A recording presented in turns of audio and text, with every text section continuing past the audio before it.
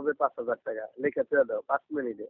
5 মিনিটের পরে বাড়তে থাকবে, এরকম রেট বাড়তে থাকবে। এই কথাটা লেখা চুয়া দাও, একসময় যখন হবে তখন তুমি আমারে বইলো, তখন তো বুঝলে যাবে ঠিকই। সুন্দর করে কইছো। হ্যাঁ, তথ্য ভিত্তিক আলোচনা এবং যুগ উপযোগী।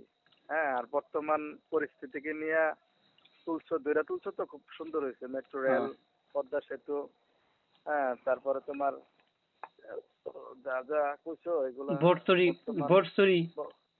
হ্যাঁ হ্যাঁ, এগুলা বর্তমান প্রেক্ষাপট অনুযায়ী ঠিক আছে, খুব সুন্দর চমৎকার হয়েছে।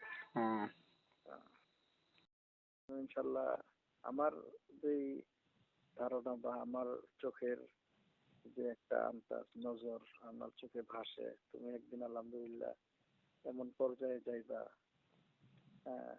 যে হাজারো মানুষ তোমার সাথে মুসাফা করার জন্য আগ্রহ করবে, আগ্রহ থাকবে, সুযোগ হবে না, সুযোগ মিলবে না।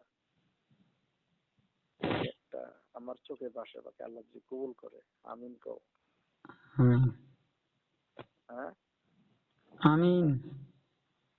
না, বাস্তব আমার এরকম একটা দিলের ধারণা চোখে ভাসতেছে, যদি আল্লাহ কবুল করে, আল্লাহর কাছে দোয়া করি, হবে। ধৈর্য ধারণ করো, কারণ তোমার বয়ান বক্তৃতা তো আমাকে শোনাও, শুনি, যদি এগুলো আল্লাহ কবুল করে নেয় তাইলেই যথেষ্ট, ইখলাসের সাথে।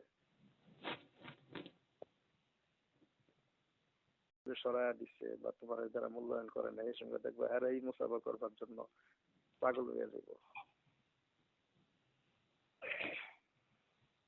এজন্য আমলের মাধ্যমে আল্লাহর কাছে একটু মাহফিলে বয়ান করলে সঙ্গে আমার কথা ভুলে যাবে নাকি?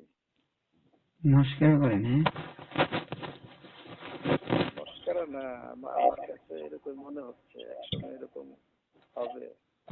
এটা আমার ধারণা, আমার দোয়া তোমার প্রতি, দোয়া আল্লাহ এরকম তোমার করুক।